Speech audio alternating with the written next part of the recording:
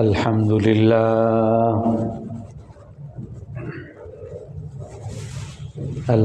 لله نحمده ونستعينه ونستغفره ونؤمن به ونتوكل عليه ونعوذ بالله من شرور أنفسنا ومن سيئات أعمالنا من يهده الله فلا مضل له ومن يضلله فلا هادي له ونشهد أن لا إله إلا الله وحده لا شريك له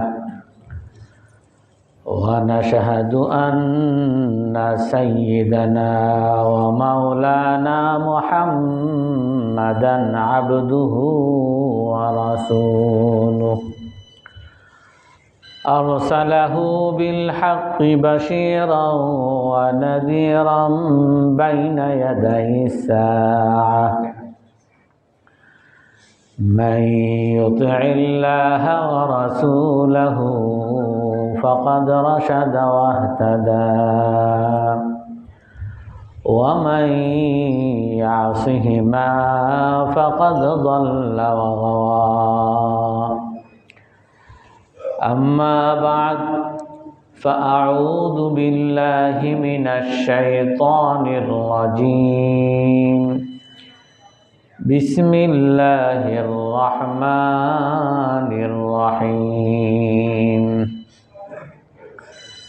ويسألونك عن ذي القرنين قل سأتلو عليكم منه ذكرا إنا مكنا له في الأرض وآتيناه من كل شيء سببا فأتبع سببا حتى إذا بلغ مغرب الشمس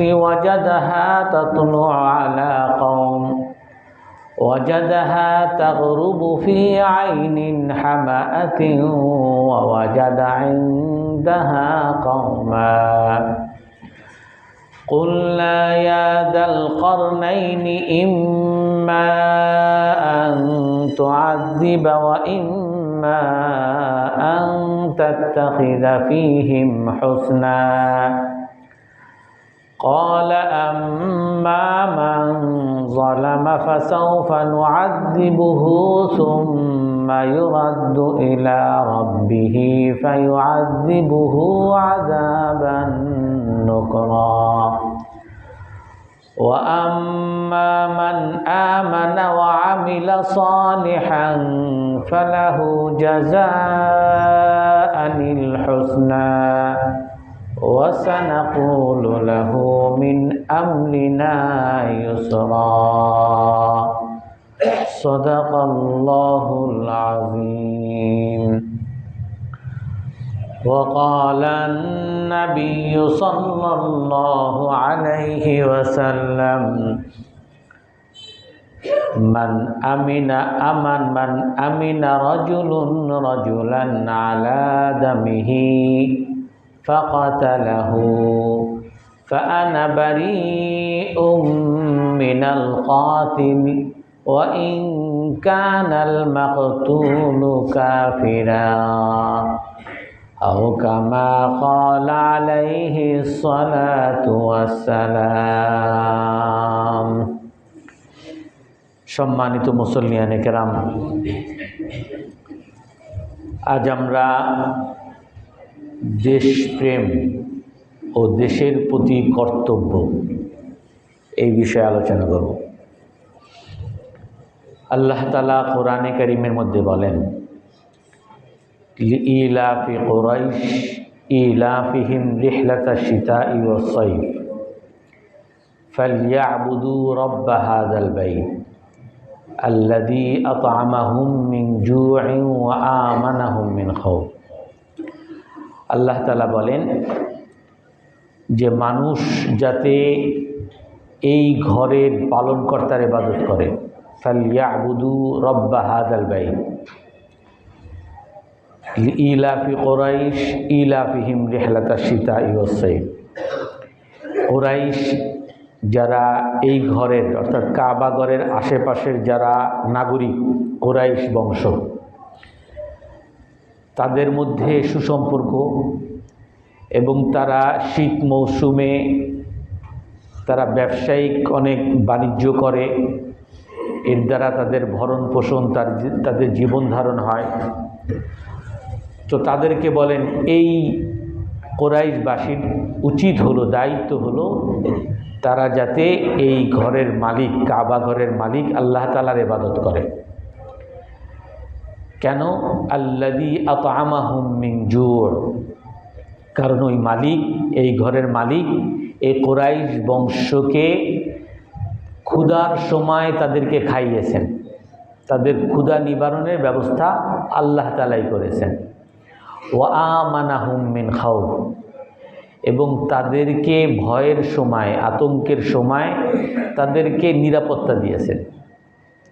তো যে আল্লাহ তাআলা তাদেরকে এই ঘর, কাবা ঘরের আশেপাশের যে দেশ, যে আল্লাহ তাআলা তাদেরকে দেশ দিছেন, যে আল্লাহ তাআলা তাদেরকে ক্ষুধা নিবারণের ব্যবস্থা করছেন, যে আল্লাহ তাআলা তাদেরকে নিরাপত্তার ব্যবস্থা করছেন, তারা যাতে ওই আল্লাহ তাআলার ইবাদত করে, এটা মানুষের কর্তব্য।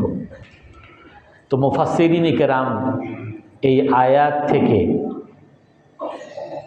বের করেন যে প্রতিটা মানুষের দায়িত্ব হলো শুকরিয়া করা, প্রতিটা মানুষের দায়িত্ব হলো কৃতজ্ঞতা করা।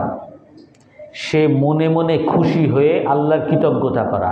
কিসের জন্য? তার দেশের জন্য, যেই দেশের মাধ্যমে আল্লাহ তাআলা তাদের খাবারের, ক্ষুধার সময় খাবারের ব্যবস্থা করেন, যেই দেশের মাধ্যমে তাকে থাকার ব্যবস্থা, নিরাপত্তার ব্যবস্থা করেন। এই জন্য আল্লাহ তাআলার কৃতজ্ঞতা, পাশাপাশি তার দেশের প্রতিও কৃতজ্ঞতা বোধ, যে আমাকে এই দেশ, এই মাটি, এই মাটির মাধ্যমেই আমার ক্ষুধা নিবারণ হচ্ছে, এই মাটির মাধ্যমেই আল্লাহ তাআলা আমাকে নিরাপত্তার ব্যবস্থা করতেছেন। এমনিভাবে যে কোনো দেশ, এটা হলো মানুষের ইবাদতের স্থান। আল্লাহ তাআলা কোরআনে কারীমের মধ্যে বলেন, ওয়া আওহাইনা ইলা মূসা ওয়া আখিহি আন তাবাওয়া লিকাওমিকুমা বিমিসরা বুয়ুতান ওয়া জাআলু বুয়ুতাকুম কিবলা। আল্লাহ তাআলা বলেন, আমি মূসা আলাইহিস সালাম এবং মূসা আলাইহিস সালামের ভাই হারুন আলাইহিস সালাতু ওয়াস সালাম, তাদের কাছে ওহী পাঠাইছি, আল্লাহ তাআলার নির্দেশনা পাঠাইছি যে আন তাবাওয়া লিকাওমিকুমা বিমিসরা, তোমরা মিশরে তোমার জাতির জন্য থাকার ব্যবস্থা করো।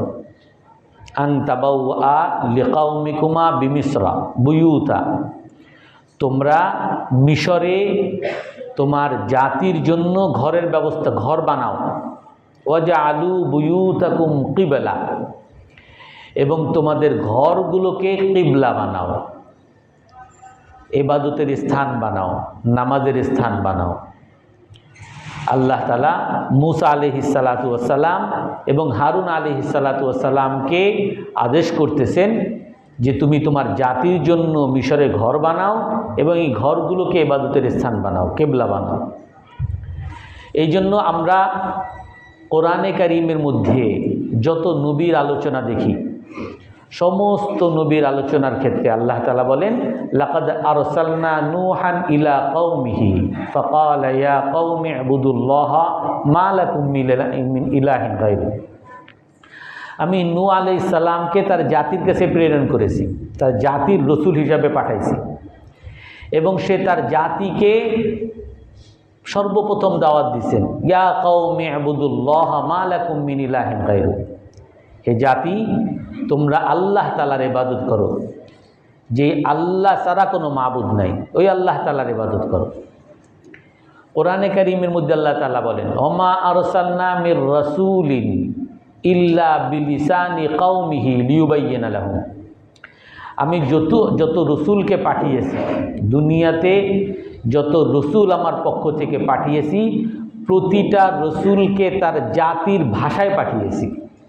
সে এক তো তার জাতির মধ্যে আসছে এবং সেই জাতির মাতৃভাষায় তারা কথা বলছে, এবং ওই রসুল তার জাতির কাছে যে দাওয়াত দিছে ওই দাওয়াতটা তাদের মাতৃভাষায় দিছে, লিয়ুবাইয়িনা লাহুম, যাতে তাদের কাছে সত্য মিথ্যা তুলে ধরতে পারেন, স্পষ্ট করতে পারেন। তো কোরআনে কারীমের এই সকল আয়াত দ্বারা খুব স্পষ্ট যে মানুষের দাওয়াতের স্থান, মানুষ যে দাওয়াত দিবে, রসুলগণের দাওয়াতের স্থান হলো তার মাতৃভূমি, তার দেশ। সে যেই দেশে আসবে সেই দেশে দাওয়াত দিবে, এবং সমস্ত নবীর মাতৃভূমি হলো তার দাওয়াতের স্থান, সমস্ত নবীদের মাতৃভূমি হলো তার ইবাদতের স্থান।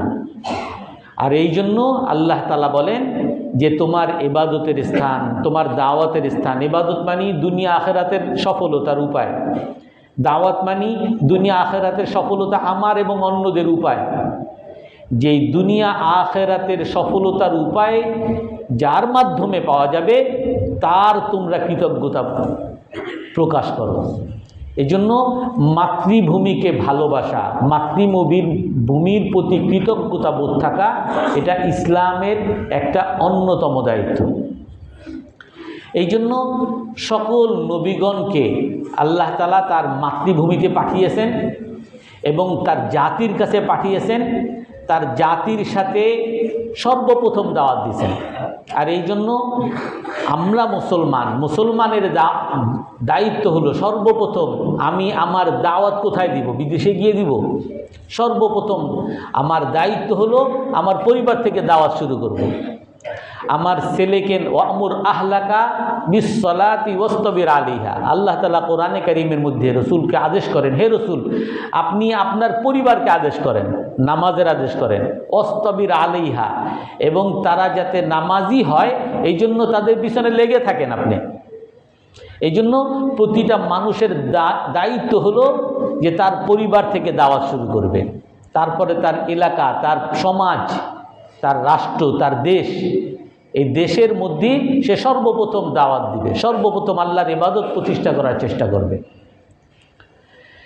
এই জন্য সমস্ত ওলামায়ে কেরাম বলেন যে নিজের দেশের হক সবচেয়ে বেশি, দাওয়াতের ক্ষেত্রে সর্বপ্রথম দায়িত্ব হলো নিজের পরিবার।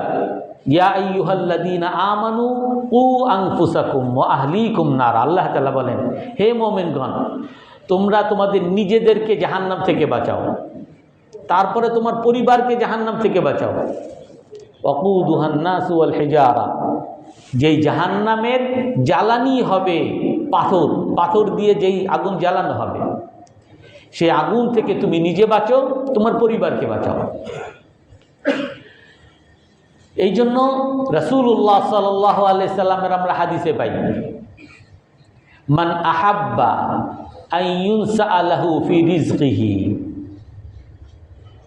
ফালইয়াসি ওয়া ইউবারাক ফি রিজকিহি, মান ইউনসাআলাহু ফি উমরিহি ওয়া ইউবারাক লাহু ফি রিজকিহি ফালইয়াসির রাহিমা।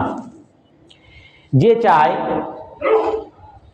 তার আয়ু দীর্ঘ হোক, সহিহ হাদিস, রাসূল সাল্লাল্লাহু আলাইহি ওয়াসাল্লাম বলেন যে চায় তার আয়ু দীর্ঘ হোক, অনেকদিন বাঁচুক, যে চায় যার রিজিকের মধ্যে বরকত আসুক, সচ্ছলতা হোক, ধনী হোক, যে ধনী হতে চায়, যে অনেকদিন বাঁচতে চায়, তাকে কি করতে হবে? ফালইয়াসিল রাহিমা, সে যাতে তার আত্মীয়দের সাথে সম্পর্ক ভালো রাখে। আত্মীয়রা কি বিদেশে থাকে? আত্মীয়রা হলো আমি যেই দেশে থাকব ওইখানে আমার আত্মীয় স্বজন সব ওইখানেই থাকবে। এই জন্য আমি যদি দুনিয়ার সচ্ছলতা চাই, আমি যদি আয়ু বাড়াতে চাই, দুনিয়া আখিরাতের সফলতা যদি চাই, তাহলে আমার আত্মীয় স্বজন, এলাকাবাসী, আমার দেশের প্রতি আমাকে দায়িত্ব পালন করতে হবে।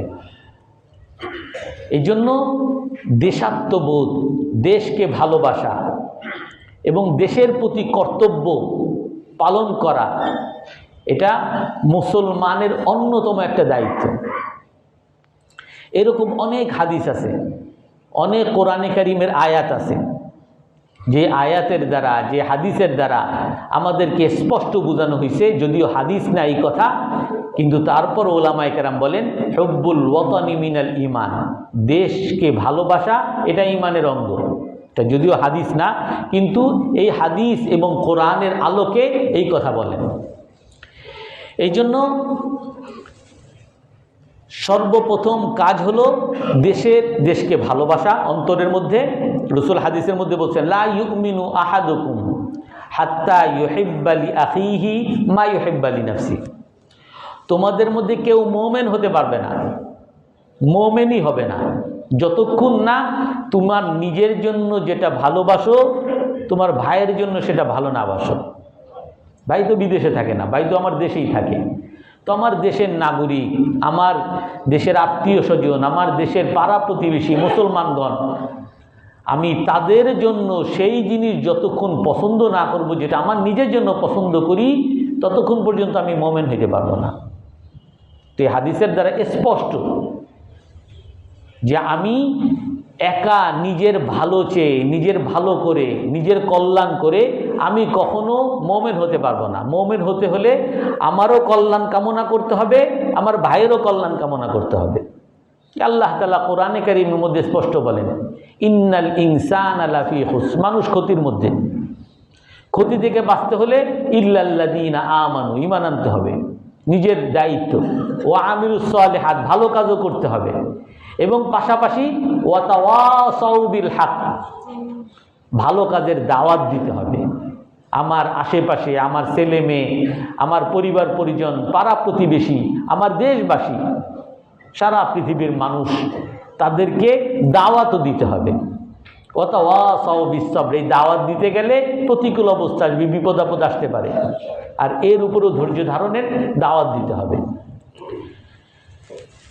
রাসূলুল্লাহ সাল্লাল্লাহু আলাইহি ওয়াসাল্লাম এই জন্য বলেন, লা তা'মুরুন্না বিল মা'রুফ ওয়া লা তানহাউন্না আনিল মুনকার আও লা ইউসাল্লিতান্না আলাইকুম শিরারাকুম আলা খিয়ারিকুম। তোমরা ভালো কাজের আদেশ করতে থাকো, খারাপ কাজ থেকে নিষেধ করতে থাকো। যদি ভালো কাজের আদেশ, অসৎ কাজের নিষেধ যদি না করো, আল্লাহ তাআলা বলেন যে আমি তোমাদের উপরে একজন খারাপ, তোমাদের মধ্যে সবচেয়ে নিকৃষ্ট লোককে তোমাদের নেতা বানিয়ে দিব, তোমাদের শাসক বানিয়ে দিব। আর সেই শাসক তোমাদের উপরে জুলুম করবে, সেই শাসক তোমাদেরকে না খাইয়ে রাখবে, তোমাদেরকে নিরাপত্তাহীন করে রাখবে। ফায়াদউ খিয়ারুকুম ফালা ইউস্তাজাবু লাকুম। আর সেই সময় তোমরা আল্লাহর কাছে দোয়া করবে, হে আল্লাহ, এই জালিম শাসককে সরায় দেন, মাইরা দেন, হত্যা করেন, পতন ঘটান। আল্লাহ তাআলা বলেন যে তোমাদের ভালো মানুষরা দোয়া করবে, এই দোয়াও আমি কবুল করব না, কারণ তুমি তোমার দায়িত্ব পালন করো না। তোমার দায়িত্ব যেমন তোমার নিজেকে মুসলমান বানানো, নিজেকে ভালো মানুষ বানানো, এমনিভাবে তোমার দায়িত্ব তোমার এলাকাবাসী, তোমার সমাজের লোক, তোমার দেশবাসীকে ভালো মানুষ বানানো, তাদেরকে নামাজি বানানো, তাদেরকে আল্লাহর গোলাম বানানো, এটাও তোমার দায়িত্ব। আর এই দায়িত্ব তুমি পালন করো নাই, আমি তোমার উপরে জালিম নিয়োগ করে দিব। তুমি দোয়া করবা, তোমার দোয়াও কবুল হবে না। এই জন্য দেশকে ভালোবাসা এটা অন্যতম দায়িত্ব, এবং এই জন্য দেশের প্রতি কৃতজ্ঞতা করা এটা অন্যতম দায়িত্ব। এই জন্য দেশের কল্যাণ কামনা করা এটা অন্যতম দায়িত্ব। রাসূল এক হাদিসের মধ্যে বলেন, আদ-দীনু আন-নাসিহা, ইসলাম কি জানো? ইসলাম হলো কল্যাণ কামনা, ইসলামই হলো কল্যাণ কামনা।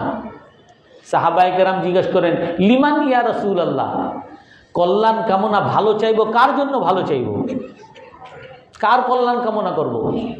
রসুল বলেন লিল্লাহি, আল্লাহর কল্যাণ কামনা করবা। ওয়ালি রাসূলিহি, আল্লাহর রসুলের কল্যাণ কামনা করবা। ওয়ালি আইম্মাতিল মুসলিমিন, মুসলিম শাসকদের জন্য কল্যাণ কামনা করবা। ওয়ালি আম্মাতিল মুসলিমিন, সাধারণ মুসলমানের জন্য কল্যাণ কামনা করবা।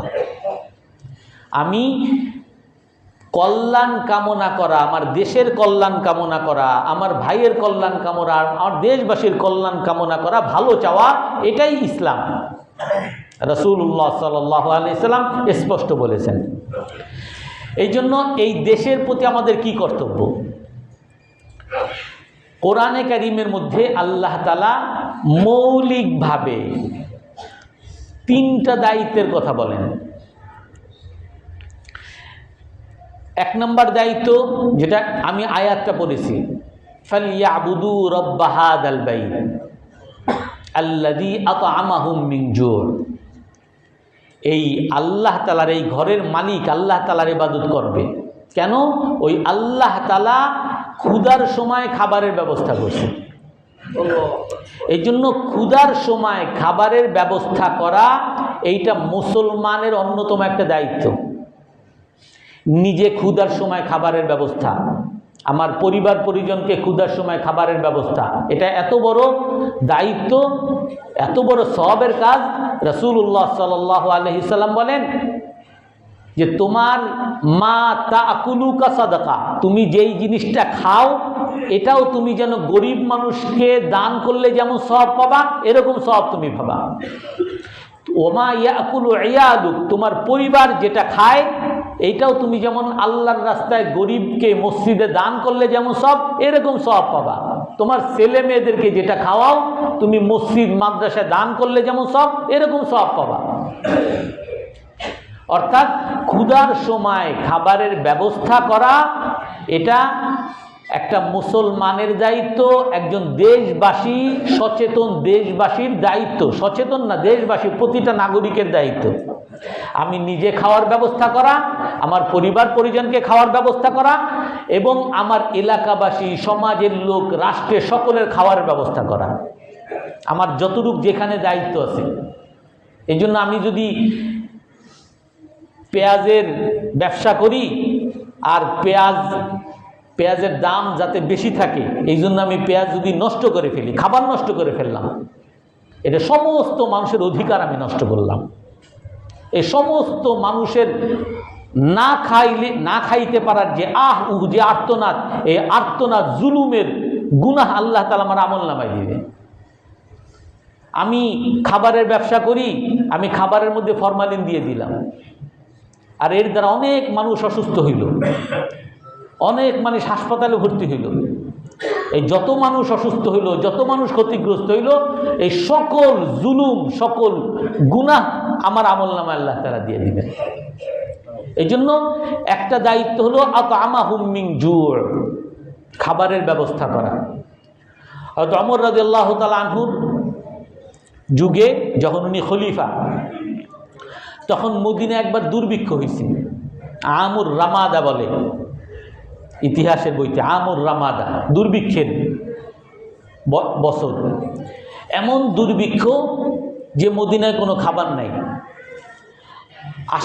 মদিনার আশেপাশের লোকজন সবাই মদিনায় চলে আসছে যে কোনো খাবারের ব্যবস্থা হয় কিনা। তাঁবুটা নিয়ে সবাই মদিনার আনাচে কানেচে তারা তাঁবুটা নিয়ে আসে। আর হযরত ওমর রাদিয়াল্লাহু তাআলা আনহু তখন খলিফা। আমরা অনেকে মনে করি যে আমার দায়িত্ব নামাজ পড়া, রোজা রাখা, আল্লাহর কাছে দোয়া করা, আল্লাহ ব্যবস্থা করবে, আর কিছু না হলে আমি কি করবো, আল্লাহ যদি খাবার না দেয় আমার কি। না, ওমর রাদিয়াল্লাহু তাআলা আমাদেরকে শিখিয়ে গেছেন। ওমর রাদিয়াল্লাহু তাআলা আনহু তখন খলিফা, তখন রাতে দিনে উনি এলাকায় এলাকায় ঘুরতেন, প্রতিটা তাঁবুতে যাইতেন। তাদেরকে কিছু দেওয়ার সুযোগ নাই, কিছু নাই যে দিবে, কিন্তু তারপরও উনি সশরীরে গিয়ে কমপক্ষে সান্ত্বনা দিতেন আর তাদের আহাজারি শুনতেন। আর উনি সকলের কাছে গিয়ে সকলের কাছে ওয়াদা করে বলতেন, ওয়াল্লাহি লা আকুলু সামনান ওয়ালা সামিনান হাত্তা ইয়াকুলু আতফালুল মদিনা। যতদিন পর্যন্ত আমার এই মদিনার শিশুরা তারা খাইতে না পারবে ততদিন পর্যন্ত আমি কোনো তেলের খাবার খাবো না, আমি কোনো গোশতের খাবারও খাবো না।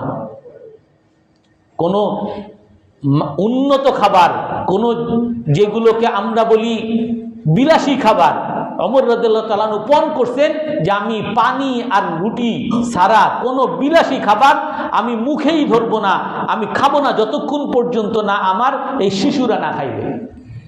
শুধু এতটুক না, হযরত ওমর রাদিয়াল্লাহু তাআলা আনহু যখন মদিনায় হাঁটতেন আর বাচ্চাদের কান্না শুনতেন, ওমর রাদিয়াল্লাহু তাআলা আনহু দুঃখে চিৎকার দিয়ে উঠতেন আর আল্লাহর কাছে বলতেন, আল্লাহ, হে আল্লাহ, ইয়া লাইতানি ওমর লাম তালিদ উম্মু ওমর, হে আল্লাহ, ওমরের মা যদি ওমরকে জন্ম না দিত আর ওমরকে এরকম বাচ্চাদের কান্নার আওয়াজ শুনতে না হইতো।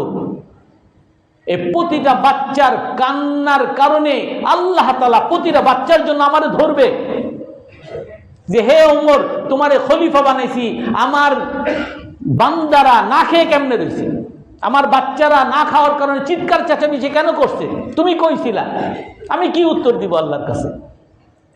এইভাবে ওমর রাদিয়াল্লাহু তাআলা আনহু চিৎকার করে করে কাঁদতেন, চিৎকার করে করে কাঁদতেন। অর্থাৎ হযরত ওমর রাদিয়াল্লাহু তাআলা আনহুকে আল্লাহ তাআলা খলিফা বানাইছেন আর হযরত ওমর রাদিয়াল্লাহু তাআলা আমাদেরকে দেখিয়ে গেছেন যে পুরো দেশবাসীর খাবারের দায়িত্ব শাসক উনি নিছেন আর উনি পালন করতে পারতেছেন না, এই জন্য কতটা দুঃখিত, কতটার আহাজারি। আর পুরো মদিনায় কোনো খাবারের ব্যবস্থা নেই, দুর্ভিক্ষ, কোনো কিছুই নাই। সর্বশেষে হযরত ওমর রাদিয়াল্লাহু তাআলা আনহু মিশরে আমর ইবনে আল আস রাদিয়াল্লাহু তাআলা আনহু গভর্নর, ওনার কাছে পাঠাইছেন, ইয়া লাল আমর ইবনে আস, হে আমর ইবনে আস, আমাদেরকে রক্ষা করো, আমাদের শিশুদেরকে রক্ষা করো, শিশুদেরকে বাঁচাও। ওমর রাদিয়াল্লাহু তাআলা আমর ইবনে আল আস রাদিয়াল্লাহু তাআলা আনহুর কাছে যখন চিঠি গেছে, উনি সাথে সাথে উত্তর পাঠাইছেন, হে ওমর, আপনি চিন্তা করবেন না, আমি এমন খাবার আপনার কাছে পাঠাইতেছি, আমার খাবারের প্রথম ট্রাক, প্রথম বাহন মদিনায় থাকবে আর শেষ বাহন মিশরে থাকবে, আপনি কোনো চিন্তা করেন না। অর্থাৎ ওমর রাদিয়াল্লাহু তাআলা আনহু মানুষকে খাওয়ানোর জন্য, মানুষের মৌলিক অধিকার দেওয়ার জন্য এই রকম চেষ্টা করেছেন, এই রকম দায়িত্ব প্রতিটা মুসলমানের, এটা ওমর রাদিয়াল্লাহু তাআলা আমাদেরকে শিখিয়ে গেছেন।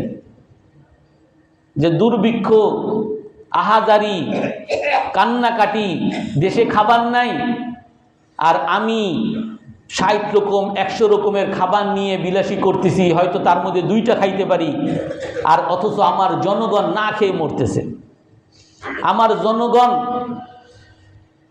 গ্যাসের অভাবে মরতেছে, আর আমি গ্যাসের ব্যবসা করে করে লাখ লাখ টাকা কামাইতেছি। এটা কখনো একজন সুনাগরিক, সুমুসলমান, একজন মুসলমানের কাজ না। মুসলমান যে হবে, নাগরিক যে হবে, দেশপ্রেমিক যে হবে, তার সর্বপ্রথম দায়িত্ব হবে তার দেশবাসী, তার এলাকাবাসী, তার পরিবারের লোকজন, আত্মীয় স্বজন, তাদের খাবারের ব্যবস্থা করা। দ্বিতীয় দায়িত্ব, ওয়া আমানাহু মিন খাউফ, যে এই ঘরের মালিকের ইবাদত যেন করে, যেই ঘরের মালিক তাদেরকে ভয় আতঙ্ক থেকে নিরাপত্তা দিয়েছেন।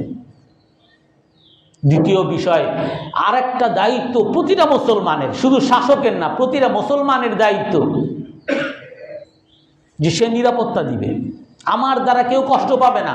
হাদিসের মধ্যে আছে, মুসলমানকে আল মুসলিম মান সালিমাল মুসলিমুনা মিন লিসানিহি ওয়া ইয়াদিহি, মুসলমানকে রাসূল সহিহ হাদিসের মধ্যে বলেন, মুসলমান হলো সেই ব্যক্তি যার মুখ থেকে, যার হাত থেকে কোনো মানুষ কষ্ট পায় না, সবাই নিরাপদ।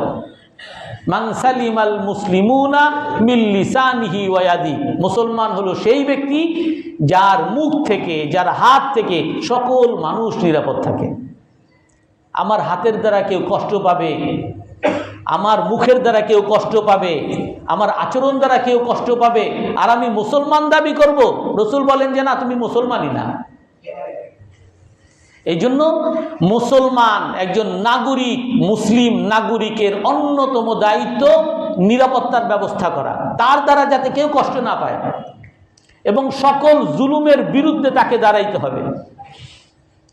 রাসূলুল্লাহ সাল্লাল্লাহু আলাইহি ওয়াসাল্লামের হাদিসের মধ্যে আসছে, রাসূল একবার সাহাবাদেরকে নিয়ে, সহিহ হাদিস, সাহাবাদেরকে নিয়ে বাজারে হাঁটতেছেন। তো বাজারের মধ্যে ফাজা আল আরাবি ফাস্তাদ্দা আলাইহি, এক গ্রাম্য আসছে। গ্রাম্য এসে রাসূল সাল্লাল্লাহু আলাইহি সাল্লামকে এমনে ধরছে, গলা ধরছে, একেবারে গলার জামা এইভাবে ধরে টানতেছে, চাদর ধরে এমনি টানতেছে। ফাস্তাদ্দা আলাইহি, অনেক গালিগালাজ শুরু করছে রসুলকে। রসুলকে যখন এই গালিগালাজ করতেছে, আর সাহাবায়ে কেরাম পাশে আছে, সাহাবায়ে কেরাম রাগ হয়ে গেছে। আতাদরি মানিল্লাযী তাকাল্লাম, হে গ্রাম্য, তুমি জানো তুমি কার সাথে কথা বলতেছো? তুমি এইরকম বেয়াদবের মতো, এরকম, আমরা ওনার অনুসারী, উনি আমাদের নেতা, আর আমাদের সামনে আমার নেতার এইভাবে অপমান করতেছো, তুমি জানো সে কে?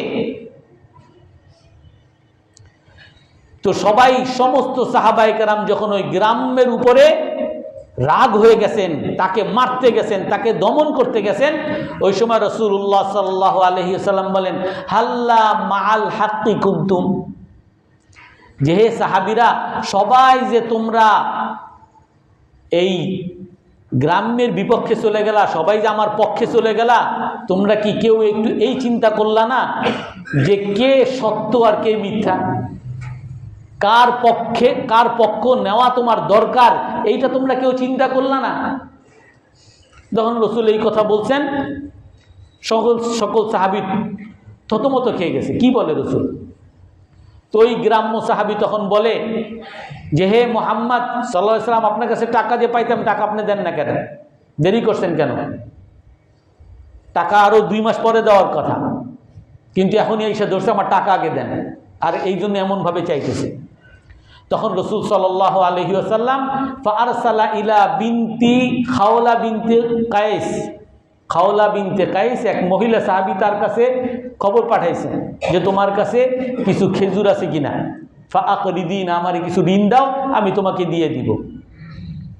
তো ওই মহিলা সাহাবী তার কাছে আসে, সাথে সাথে উনি পাঠায় দিয়েছেন, ওই গ্রাম্য সাহাবীকে তার খেজুর দিয়ে দিয়েছেন, যে পাওনা যেটা পাইতো সেই পাওনা দিয়ে দিয়েছেন, সে চলে গেছে।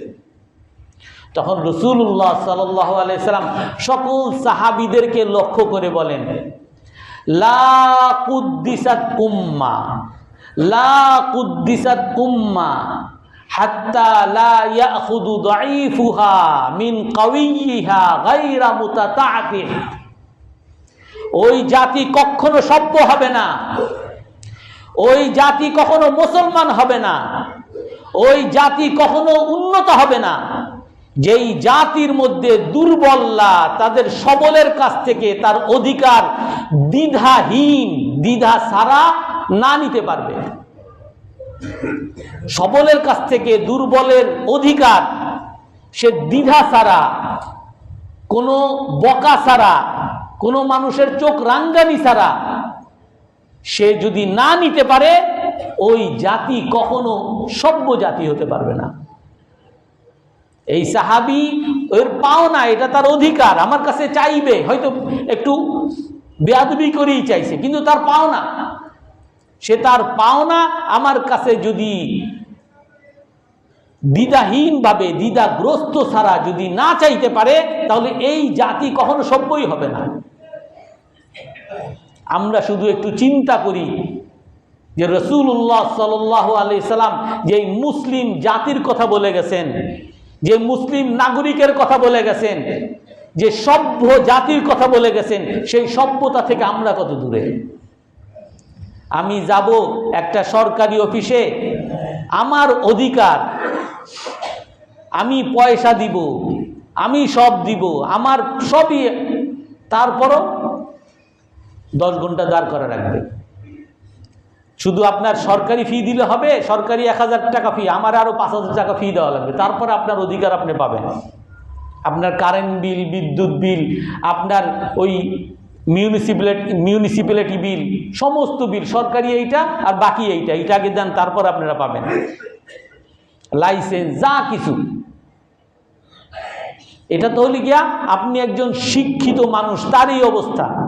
আর যারা দুর্বল ভাই, যেই ভাই একটু সবল থাকে, ওই ভাই বোন, তার দুর্বল ভাই যদি কেউ কানা লুলা ল্যাংরা যদি হয়, যদি মারা যায় থাকে, সমস্ত জমি বড় ভাই সবল ভাই দখল করে রাখে। যতক্ষণ পর্যন্ত তার গলা চেপে না ধরবে, তার বিরুদ্ধে মামলা না করবে। কত মামলা চলতেছে আমাদের দেশে, দেশে দেশে কত মামলা চলে। আমরা কয়জন সমাজের মধ্যে, কয়টা পরিবারের মধ্যে আমরা যারা সবল, যেই ভাই সবল, যেই ভাইটা একটু শক্তিশালী, সেই ভাই অনায়াসে তার বোনদের অধিকার দিয়ে দিছে, তার ভাইদের অধিকার দিয়ে দিছে, তার চাচাদের অধিকার দিয়ে দিছে। কয়জন আছি আমরা? আমরা কিভাবে সভ্য জাতি হব? কিভাবে আমরা মুসলিম জাতি হব? এই জন্য দ্বিতীয় বিষয় হলো নিরাপত্তা দিতে হবে। প্রতিটা মানুষের দায়িত্ব হলো নিরাপত্তা। নিরাপত্তা এত কঠিন জিনিস, এত কঠিন, যার কারণে এই নিরাপত্তা যে বিঘ্নিত করবে তার শাস্তি, ইসলামের শাস্তি সবচেয়ে ভয়াবহ শাস্তি, যে নিরাপত্তা নষ্ট করবে। আল্লাহ তাআলা কোরআনে কারীমের মধ্যে বলেন, ইন্নামা জাযাউল্লাযীনা ইউহারিবুনাল্লাহা ওয়া রাসূলাহু ওয়া ইয়াসআউনা ফিল আরদি ফাসাদা আন ইউকাত্তালু আও ইউসাল্লাবু আও তুকাত্তা আইদিহিম ওয়া আরজুলুহুম মিন খিলাফিন আও ইউনফাউ মিনাল আরদ যালিকা লাহুম খিজয়ুন ফিল হায়াতিদ দুনিয়া ওয়া লাহুম ফিল আখিরাতি আযাবুন আযীম। আল্লাহ তাআলা বলেন, যারা আল্লাহর সাথে যুদ্ধ করে, রসুলের সাথে যুদ্ধ করে, অর্থাৎ আল্লাহ যা বলছে আল্লাহর কথা শুনে না, রসুল বলছে মানুষকে নিরাপত্তা দিতে, নিরাপত্তা দেয় না। আল্লাহ বলছেন মানুষকে নিরাপত্তা দাও, নিরাপত্তার সে ব্যবস্থা করে না। যে আল্লাহর সাথে রসুলের সাথে যুদ্ধ করে কি করে? নিরাপত্তা বিঘ্নিত করে। কি করে? ইয়াসাউনা ফিল আরদি ফাসাদা। যারা, যেই সমস্ত মানুষ জমিনে, এলাকায়, দেশে সন্ত্রাস সৃষ্টি করে, মাস্তানি করে, চাঁদাবাজি করে, ছিনতাই করে, আল্লাহ তাআলার ভাষা আল্লাযীনা ইয়াসআউনা ফিল আরদি ফাসাদা, যারা দুনিয়ায় সন্ত্রাস করে, মাস্তানি করে, চাঁদাবাজি করে, এদের পরিণাম, এদের শাস্তি, দুনিয়ায় শাস্তি। যদি ইসলামী সরকার হয়, সেই ইসলামী শাসক এই শাস্তি দিবেন, আন ইউকাত্তালু, তাকে হত্যা করে ফেলবেন, আও ইউসাল্লাবু, তাকে মৃত্যুদণ্ড দিবেন। ইউসাল্লাবু, কিভাবে মৃত্যুদণ্ড দিবেন? একটা হলো মৃত্যুদণ্ড, দ্বিতীয় নাম্বার হলো শুলিতে চড়িয়ে মৃত্যুদণ্ড দিবে। মাস্তানি করো, সন্ত্রাসী করো, মানুষের সাথে চাঁদাবাজি করো, শুলিতে চড়িয়ে মৃত্যুদণ্ড দিবেন, যাতে মানুষ দেখে এই সন্ত্রাসী, এই চাঁদাবাজের কি পরিণতি। আও ইউনফাউ মিনাল আরদ, অথবা তার হাত পা কেটে দিবে, হাত এক হাত আর এক পা, বাম হাত বাম পা, এইভাবে কেটে দিয়ে সকলের সামনে দৃষ্টান্ত স্থাপন করবে। নিরাপত্তা যে বিঘ্নিত করে, ডাকাতি যে করার চেষ্টা করে, সন্ত্রাসী যে করার চেষ্টা করে, তার পরিণতি দেখো। আও ইউনফাউ মিনাল আরদ, অথবা নির্বাসন দিয়ে দিবে, জঙ্গলে পাঠিয়ে দিবে। যালিকা লাহুম খিজয়ুন ফিল হায়াতিদ দুনিয়া, দুনিয়াতে লাঞ্ছনা, আর আখিরাতেও বড় কঠিন শাস্তি তার অপেক্ষায় আছে। এই জন্য যদি কেউ নিরাপত্তা বিঘ্নিত করে, তাহলে তার জন্য কত কঠিন শাস্তি। রাসূলুল্লাহ সাল্লাল্লাহু আলাইহি সাল্লাম আর এক হাদিসের মধ্যে বলেন, মান আমানার রাজুলু রাজুলান, অন্য একটা হাদিসের মধ্যে আছে জিম্মাতুল মুমিনিনা বিরাজুলিন ওয়াহিদ। যদি কোনো কাফেরকে কোনো মুসলমান নিরাপত্তা দেয়, একজন মুসলমানও যদি নিরাপত্তা দেয়, তাহলে এটাই আমাদের কাছে গণ্য, এটাই আমরা গ্রহণ করে নিব। এটার একটা ঘটনা আসছে, যাই হোক যেহেতু সময় কম। তো যেই দেশে অমুসলমানদেরকে সরকার যদি নিরাপত্তা দেয়, রসুল কি বলেন, মান আমিনা রজুলুন রজুলান, একজন নিরাপত্তা যাকে দেওয়া হয়েছে, যাকে সরকারি কোনো দণ্ড দেওয়া হয় না, একজন ভালো সাধারণ মানুষ, ফাকাতালাহু, যদি কেউ তাকে হত্যা করে, যদি কেউ কোনো মানুষকে হত্যা করে, ফাআনা বারিউম মিনাল কাতিল ওয়া ইন কানাল মাকতুলু কাফিরা, যদি এই নিহত ব্যক্তি যাকে হত্যা করা হয়েছে সে যদি কাফেরও হয়, আমি এই হত্যাকারী থেকে দায় মুক্ত। অন্য একটা হাদিস আছে, ইয়াহমিলু লিওয়া গাদরিন ইয়াউমাল কিয়ামা, কিয়ামতের দিন সে বিশ্বাসঘাতক, দেশদ্রোহী এই পতাকা বহন করবে। যে কোনো কাফের অমুসলমান যাকে নিরাপত্তা দেওয়া হয়েছে তাকে হত্যা করছে, এ বিশ্বাসঘাতক, এ জাতির ঘাতক, জাতির বিদ্রোহী, এই পতাকা সে বহন করবে। অর্থাৎ দেশের নিরাপত্তা এমনভাবে দিতে হবে যে আমার দ্বারা কোনো মুসলমান তো কষ্ট পাবেই না, কোনো অমুসলমানও আমার দ্বারা যাতে কষ্ট না পায়। অনেকটা হাদিসে আছে, মান রাওয়া মুসলিমান, যে কোনো মুসলমানকে ভয় দেখাইছে, আতঙ্কগ্রস্ত করছে, বেশি তিরিবিরি করবি এই শুট করে দিব, একটা অস্ত্র দেখায়, ভয় দেখায়। আল্লাহ রসুল কি বলেন, যে কোনো মুসলমানকে ভয় দেখায়, যে কোনো মুসলমানকে অস্ত্র দেখায়,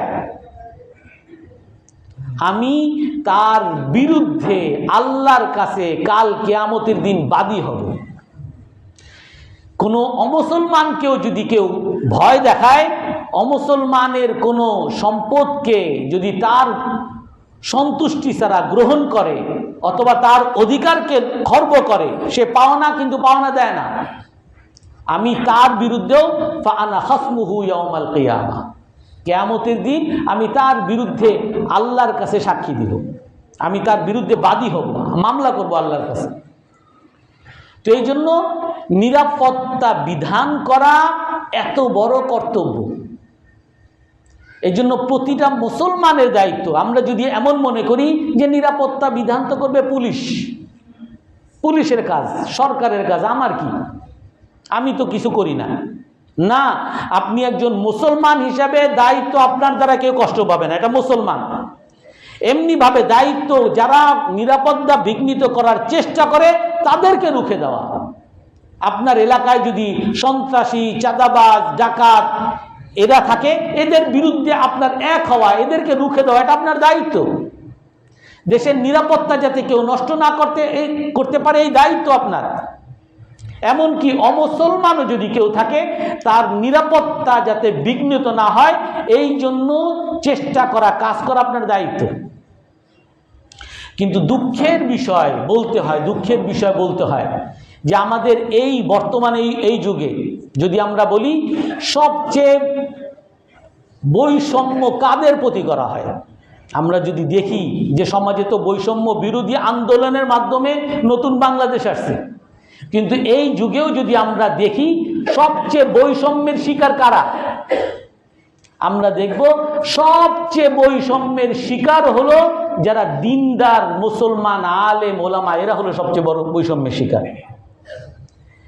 আপনারা জানেন ভালুকায় এক হিন্দুকে পুড়িয়ে দিছে, জ্বালিয়ে দিছে, অনেক শুনলাম যে ওইখানকার কোন গার্মেন্টসের মালিক, তার সাথে ক্ষোভ, আর এই ক্ষোভের কারণে তারে চাকরি থেকে বাইর করছে, তারে বিভিন্ন রকম টর্চার করতে চাইছে, এই বলে মবের কাছে পাঠিয়ে দিছে। আর মব মানি হলো কিছু মানুষ মিলে কিছু মানুষের কাছে বলা হয়েছে এ নাকি ইসলামের ক্ষতি করছে বা ইসলামের সমালোচনা করছে, কোন গালিগালাজ করছে, সবাই মিলে তাকে মেরে তাকে জ্বালিয়ে দিছে।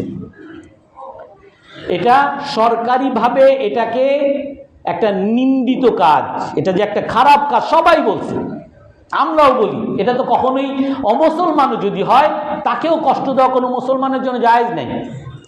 কিন্তু এই সব ক্ষেত্রেও যদি দেখেন যে কারা সবচেয়ে বেশি কষ্টের শিকার হয়, কারা অভিযোগের তীর কাদের প্রতি যায়, কালকে দেখলাম যে এক হুজুর ইমাম সাহেব নাকি ওই জায়গার ইমাম সাহেব তারে প্রধান আসামি করে তাকে ওইখানে আনা হয়েছে।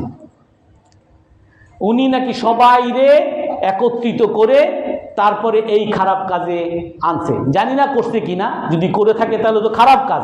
কিন্তু উনি যে একেবারে প্রধান ব্যক্তি, ওনারে একেবারে দাড়ি টুপি লাগিয়ে যে ওনাকে এরকম হিন্দুদেরকে হত্যা করার পিছনে, জ্বালিয়ে পুরার পিছনে এত এত বড় প্রধান ব্যক্তি হিসাবে ওনাকে আনা হয়েছে। আমরা কিছুদিন আগে আমাকে এই মসজিদেই একজন আমাকে বলতেছে, হুজুর ওই মসজিদে ওই কোন মাজারে নাকি কে শিরিকি কথা বলছে, কোন খতিব সাহেব খুব শিরিকি কথা বলছে। সে বলছে এই মাজারি সব করতে পারে, অমুক করতে পারে, তো এখন কি করণীয়? আমি বলছি ভাই কি করণীয়, এখন তারা যদি বলে থাকে তো এটা অবশ্যই শিরিকের কাজ করছে, গুনাহের কাজ করছে, না আমরা কিছু করব। ভাই কোনো কিছু করা যাবে না, একটা দেশে আইন আছে, শাসন আছে, যদি তোমার কিছু করতেই হয় তুমি তাকে যদি পারো গিয়ে যদি বলতে পারো হুজুর আমি একটা কথা বলবো, আমার মনে হয়েছে এটা শিরকি কথা, এইভাবে বলতে পারো। কোনো ধরনের কাজ, কোনো ধরনের প্রতিবাদ ওইখানে গিয়ে তুমি করতে পারবে না। এমন একটা ভাব দেখলাম তাদের মধ্যে যে হুজুর আপনি খতিব সাহেব হয়েছেন ঠিকই আছে, শিরকের বিরুদ্ধে তো আপনি দাঁড়াইতে পারেন না, আপনি তো হকের কথা তো ঠিক মতো বলতে পারেন না। অর্থাৎ এই রকম মুসল্লিরাই, এরকম কিছু সাধারণ মানুষই হয়তো বা উস্কানি দিছে ওই হুজুরে, হুজুর হয়তো সামনে গেছে, আর যার কারণে প্রধান আসামি হুজুর হিসেবে দাঁড়াইছে। এই ক্ষেত্রে না, আপনি প্রতিটা ক্ষেত্রে দেখবেন যত মামলা হয়, ওই যে প্রথম আলো, ডেইলি স্টারে কত মানুষ, হাজার হাজার মানুষ ওইখানে বিক্ষোভ করছে, কিন্তু ওই বিক্ষোভের মধ্যে হাজার হাজার মানুষের মধ্যে যাদের বিরুদ্ধে মামলা হয়েছে, যাদেরকে আটক করা হয়েছে, সব কয়েকজন দাড়িওয়ালা হুজুর, এদেরকে ধরা হয়েছে। ওই কে বোমা হামলা করে, আর বোমা হামলার কারণে আরো 100 জন মানুষ, নিরীহ 100 জন মানুষকে তাদের বিরুদ্ধে মামলা দিয়ে তাদেরকে আটক করা হয় যে এরা হলো জঙ্গি। এর দ্বারা আন্তর্জাতিক বিশ্বও খুশি হয়, আর এর দ্বারা তারাও অনেক খুশি হয়। আর এই যে একজন মানুষ, একজন নিরীহ মানুষ নির্যাতিত, নিপীড়িত, মাজলুম হইতেছে, এই ব্যাপারে আমাদের কারো কোনো চিন্তা নাই। আপনার যদি একটা পার্টি থাকে, আপনার পার্টির লোক আপনার পিছনে দাঁড়ায়,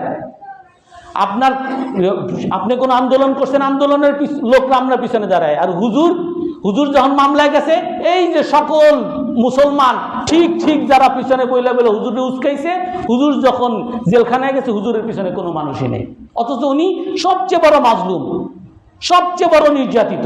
এই যুগে বৈষম্যের শিকার যদি কেউ হয়, এইরকম দিনদার মুসলমান, এরা হলো সবচেয়ে বড় বৈষম্যের শিকার। আল্লাহ তাআলা আমাদের সকলকে আমল করার তৌফিক দান করেন। যারা সুন্নত পড়েনি, সুন্নত পড়েনি।